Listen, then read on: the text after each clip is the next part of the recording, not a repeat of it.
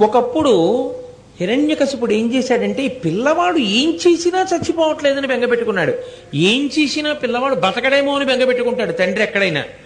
హిరణ్యకశిపుడు బెంగపెట్టుకున్నది ఏమిటంటే ఏం చేసినా కొడుకు చచ్చిపోవట్లేదని. అందుకని ఆయన అన్నాడు, ఈ పిల్లవాడిని తీసుకెళ్ళి సముద్రంలో ముంచి పైకి లేవకుండా వీడి మీద పర్వతం పెట్టేసేయండి అన్నాడు. అంటే రాక్షసులు పెద్ద పర్వతాన్ని తీసుకొస్తున్నారు, కింద ప్రహ్లాదుణ్ణి తీసుకొస్తున్నారు. సముద్రంలోకి తీసుకెళ్లి ప్రహ్లాదుణ్ణి ముంచేశారు. ముంచేసి ఆయన మీద పర్వతాన్ని పెడుతున్నారు. పెడుతుంటే ఆయన ఎంతో సంతోషంగా ఈ సముద్ర జలాలు కూడా ఆయనే పరమేశ్వరుడు అని శ్రీహరి శ్రీహరి అని పిలిచాడు. అయ్యో నా భక్తుడు ఎక్కడ కందిపోతాడోనని శ్రీమన్నారాయణుడు గరుత్మంతుణ్ణి అధిరోహించి గబగబా వచ్చి, చూడండి పిల్లవాడి కంట్లో ఏదైనా పడిపోతుందేమో అంటే మనం బలంగా ఉఫ్ఫని ఊదేసినట్టు ఏదో ఎగురుతూ వచ్చి పిల్లాడి కంట్లో పెడుతోంది అనుకోండి, ఉఫ్ అని ఊదేస్తాం కళ్ళల్లో పడకుండా. అలా శ్రీమన్నారాయణుడు రాక్షసుల చేతిలో ఉన్నటువంటి పర్వతాన్ని ఉఫ్ అని ఊదాడు. ఊదితే ఆ పర్వతం వెళ్ళి విశాఖపట్నం, విశాఖ సముద్రం, విశాఖ సముద్రనామం, ఆ సముద్రంలో ప్రహ్లాదుణ్ణి ముంచారు. ముంచినప్పుడు ఆయన ఉఫ్ అని ఊదితే ఈ పర్వతం వెళ్ళి దూరంగా పడింది.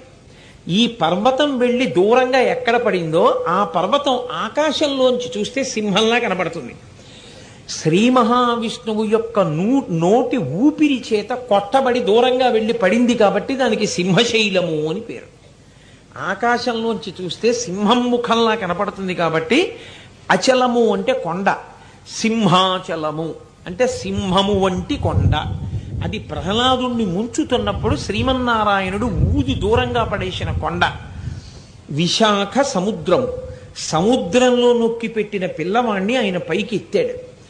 పైకెత్తితే ఎంతో సంతోషించి ప్రార్థన చేశాడు ప్రహ్లాదుడు. ప్రార్థన చేస్తే ఆయన అన్నాడు, ఇప్పుడు నీకు నేను ఏ రూపంతో కనపడ్డానో అదే రూపంతో రాబో కాలంలో నీ తండ్రి అయినటువంటి హిరణ్యకశిపుణ్ణి సంహారం చేస్తాను. నీ తండ్రి హిరణ్యకశిపుణ్ణి సంహారం చేసిన తరువాత నువ్వు రాజ్యం ఏలుతావు.